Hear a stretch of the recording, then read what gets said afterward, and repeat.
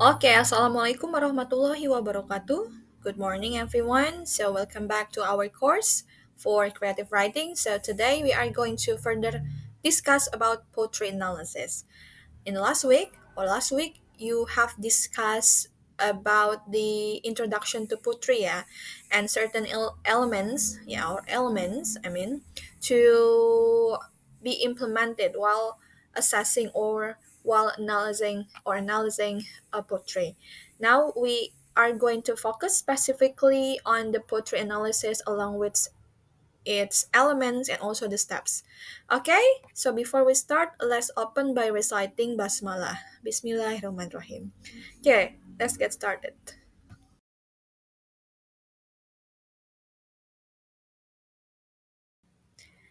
Okay, guys, last week you already introduced to the poetry introduction in general about what is poetry, what its purpose, what is aim. Yeah, I mean, one thing that you have to know, you must know in order to do a poetry analysis is the concept, yeah, and also the purpose. But on today's meeting, you are going to be able to know exactly what is poetry analysis because in the previous meeting you already know some or certain elements and also the figurative language of a poetry.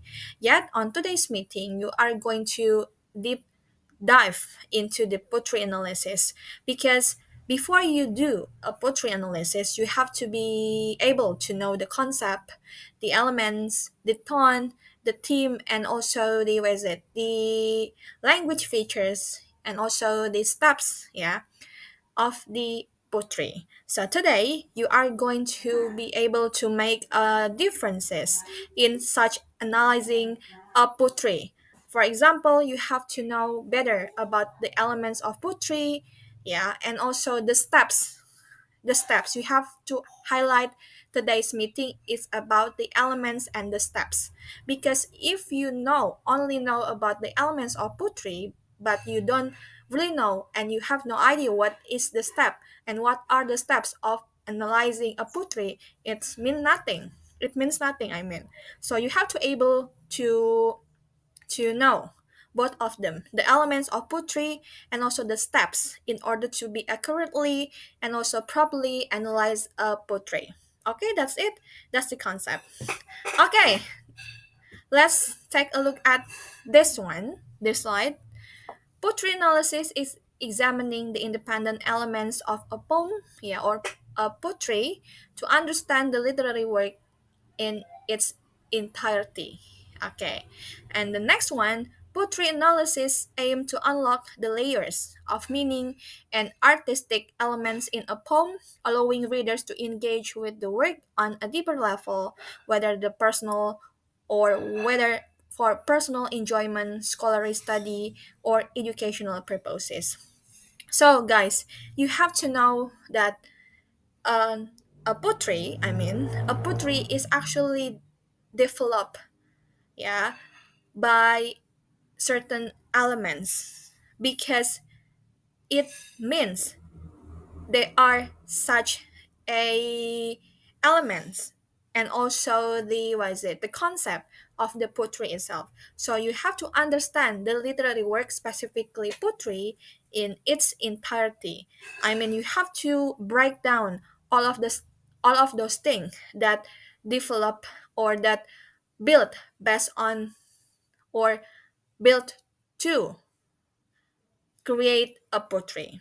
Yeah, so you have to be able to unlock the layers, the breakdown. You have to break down, yeah, the concept and also is it the elements of meaning and artistic elements in a poem or portrait.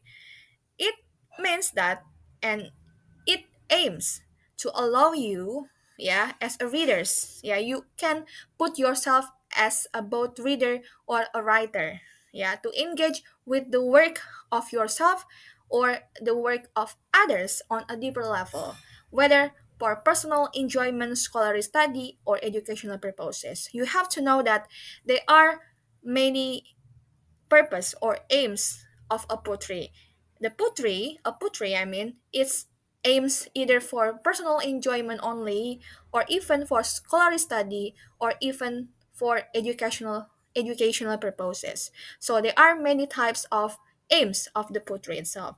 So today, the putri analysis is actually cover all of the purposes. It's either for the enjoyment, scholarly study for our course of creative writing, and also it means, I mean, for the educational purposes for you.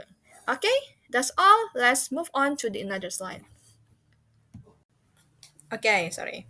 Okay, first thing first, you have to know that you are going to analyze the title first, because before you look at the entire a poetry, yeah, or entire poem, you I believe all of you must focus or directly focus on its title, yeah, beforehand. So you have to be able to analyze the title, because in this step, this is the first step actually, yeah, in analyzing a portrait. And analyze the title is the first step in analyzing a portrait. It means that you have to analyze the title first.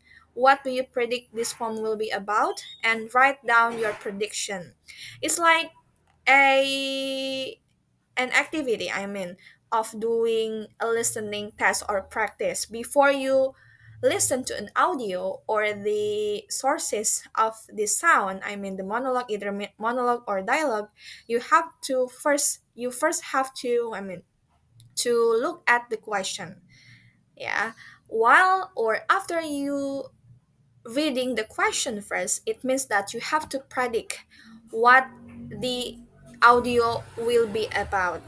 It's actually you have to make sure that the questions is actually further, I mean, it's actually you can predict, yeah, before you listen to an audio. It's definitely similar to the step of analyzing a poetry. You have to analyze the title first, and you have to predict. Yeah, the most important one is you have to predict this poem will be about, and write down your prediction. Actually, most of people skip the third, what is it? The third point of this step. Write down your prediction. You can predict, or you can, what is it, the result of your prediction. It's okay not to be written on a written form, yeah. It's okay if you predict the result of your prediction, is you can keep it on your mind, yeah. But the most important one is you are able to predict this form will be about. That's the first step. Analyze the title. Okay, let's move on to the next one. Okay, let's move on to the next one. Okay, after you analyzing the title, you have to look at for its figurative language. Last week you already discussed, yeah, and I guarantee that you are able to know what is figurative language in terms of its concept and its definition and its purpose. But on this meeting, you are going to be introduced to certain types of figurative or figures of speech besides figurative and literal meaning, yeah, as we discussed in the previous meeting. So for today, you are going to know about figures of speech such as similes, metaphor, alliteration, symbolism, hyperbole, and imagery. Okay, so in order to know what it's the figures of speech, you have to know that in a poetry, or in a poet, or I mean in a poem, yeah, there are a figurative language along with its certain types name figures of speech. Okay, so let's move on to the another one.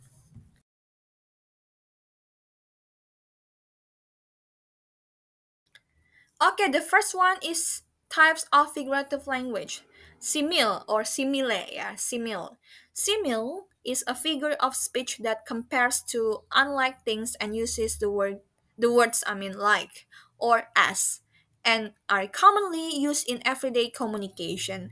A simile is used with the aim of speaking an interesting connection in the reader's mind. An example of simile is the cat sat in the chair like a king overlooking his kingdom.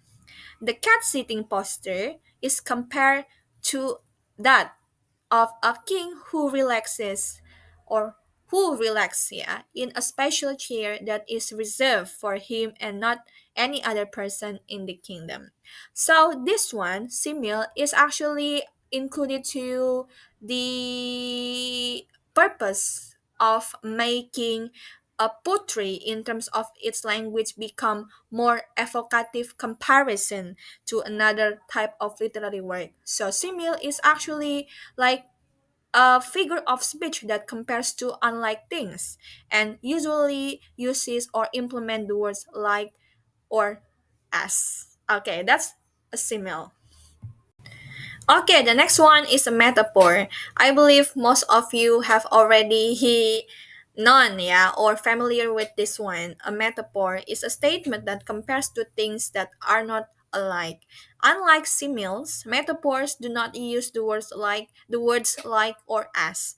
Such statements only make sense when the reader understands the connection between the two things being compared. An example of popular metaphor is a time or time is money. The statement compares times and money, and it does not literally mean that the amount of time you have equals the money that you have. Instead, it means that time is valuable resource, and it should be used effectively to earn money. Any time waits or I mean, wasted means, that a person loses the change to make more money. So that's the example of a metaphor. Time is money. Love is blind. Yeah, is actually another example of a metaphor. So any time wasted means that a person loses the change to make more money. It means that if you deeply love someone, it means that your heart, your eyes will go blind. Because you already fall deep into someone and trapped into the illusion that you or your vision or even your heart is already blinded. That's the example of a metaphor. Okay, next one is hyperbole is an exaggeration that is created to emphasize a point or bring out a sense of humor. It is often used in everyday conversations without the speaker noticing it. The exaggeration is so outrageous that no one would believe that is true. It is used to add depth and color to a character. An example of hyperbole is I would lie for you or I would die for you. I will do everything for you because you are my queen or because you are my king and so on. This sentence does not mean that one person is willing to die for the other. That's true. But it is used to exaggerate the amount of love that one person has for another person. That or death is only used to show the extent of the affection. Okay, so other examples of hyperbole is like I'm actually born. I was born this way just for you. Yeah, it's actually a exaggeration statement, exaggeration expression that someone would say to another one if he or she already fell in love too deep or deeper. In Indonesia, it's actually like a word lebay, lebay alay. Yeah, it's actually too much. Okay, that is a hyperbole.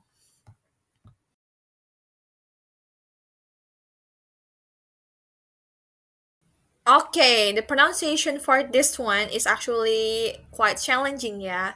It's pronounced as Senahdiki. Senahdiki is a type of figurative language that uses one part to refer to the whole. or the whole to the refer or to refer to the part. Yeah. For example, a set of wheels can be used to refer a vehicle and a suit to refer a businessman.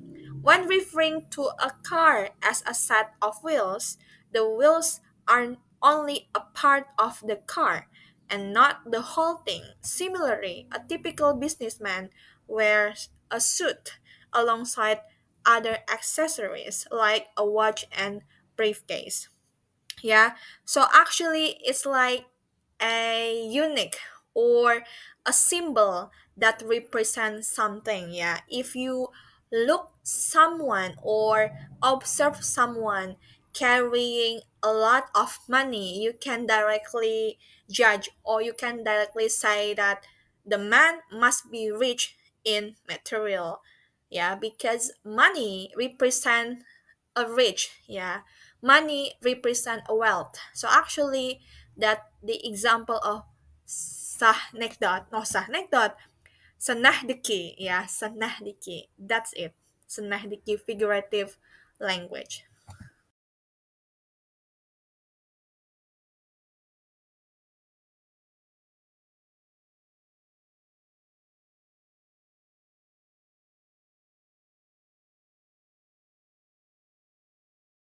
Okay, next one is the identifying the types of poetry. After you already discussed, yeah, about the figures of speech or figurative language of poetry, now we have to discuss types of poetry. Okay, the next one is types of poem or types of poetry. Yeah, one first types is acrostic. An acrostic poem is a poem where the letter or one letter in each line spells out a word or phrase vertically that acts as the theme or message of the poem. The word used for the acrostic, yeah, can be the name of the person you are writing the acrostic about. A message such as happy birthday or theme such as acceptance, love, or hope. Sometimes a word or phrase can also be found down in the middle or the end of the poem, but the most common is at the beginning. A lot of people use these poems to describe people or holidays, and lines can be made up of single word blah blah blah. Acrostic poems do not follow a specific rhyme scheme, yeah, or they are easier to write, yeah.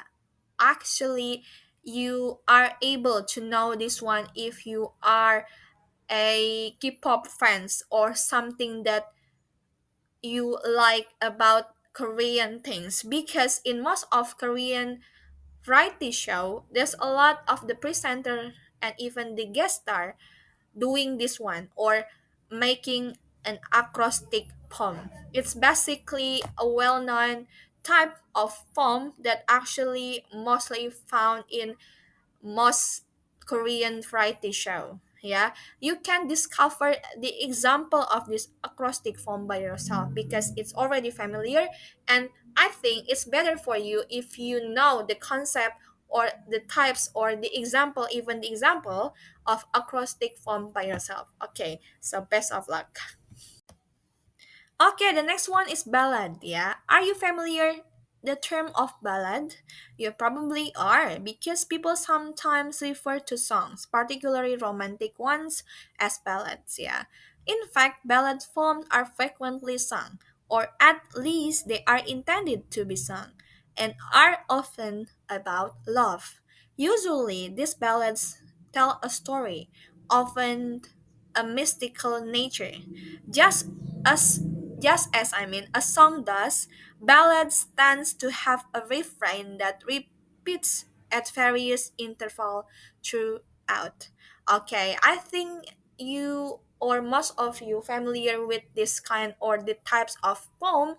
Ballad, it means that something that is mellow or something that is all about a romantic ones like the what is it, love song or something that actually will make you cry. Yeah, because identically, ballad is something or types of poetry that actually reflect a particularly romantic one. That's true. Yeah. So it's often about love.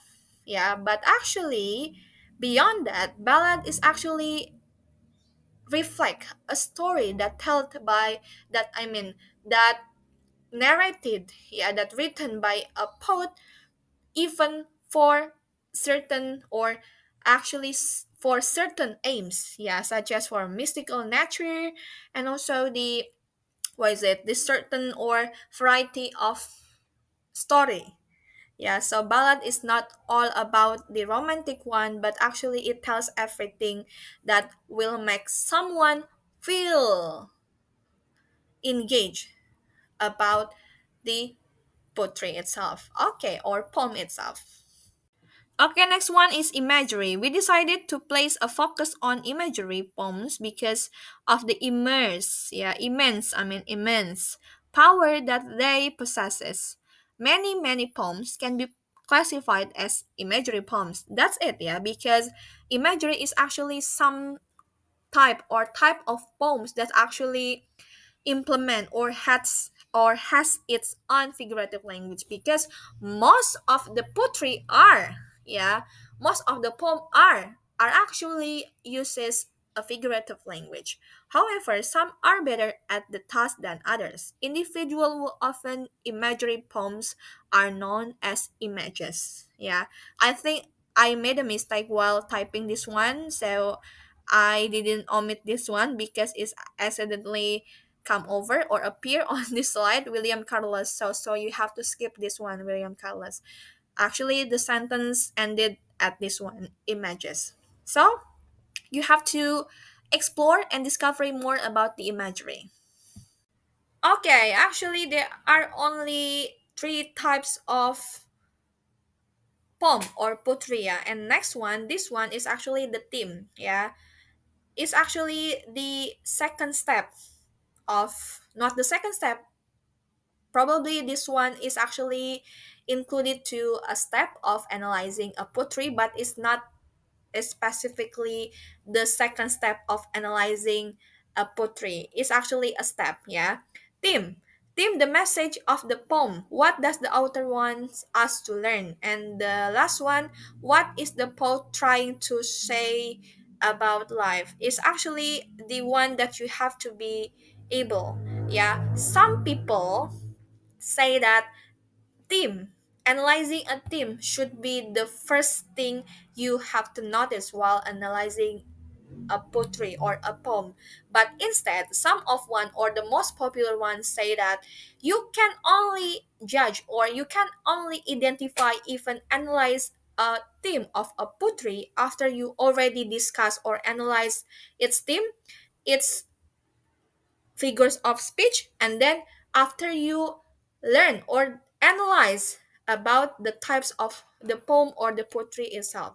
So theme come after those three, yeah. Theme is actually the message of the poem. What does the author wants us, to learn, and what is the part or the put trying to say about life. Is actually a conclusion, guys, an overall conclusion after you read or analyze about the title itself, and then the figure of speech, and then after that, after you finally came with conclusion about the types of the poetry or the poem, itself. So a theme in this one, in this case, is actually an overall conclusion after you read entirely about the poem or the poetry. Okay, the last one is the tone, yeah. Tone is the not attribute, but attitude of the speaker toward the subject of the poem, either happy, sad, or depressed, yeah, depressed, intimate, or aggressive.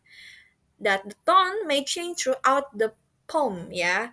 As we discussed in the previous meeting, specifically in the regular offline classes, yeah, or class, I say that most of the Edgar Allan Poe poetry or poems are mostly has or have a sad or depressed tone.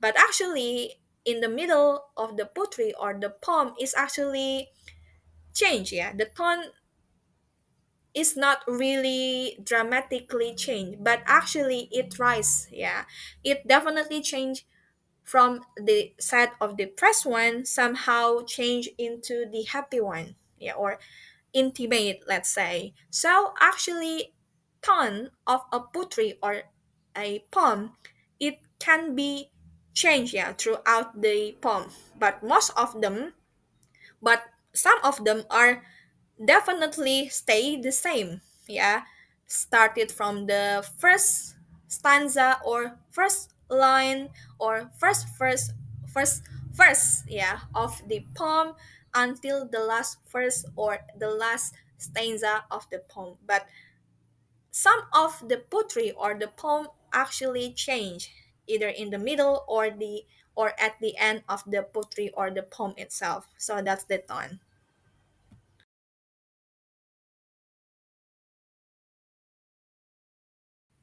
Okay, guys, so today you are going to have a homework for you to do. Yeah. So today on this meeting, you are going to analyze another poetry or poem by Edgar Allan Poe entitled The Raven. This one actually the most popular one here.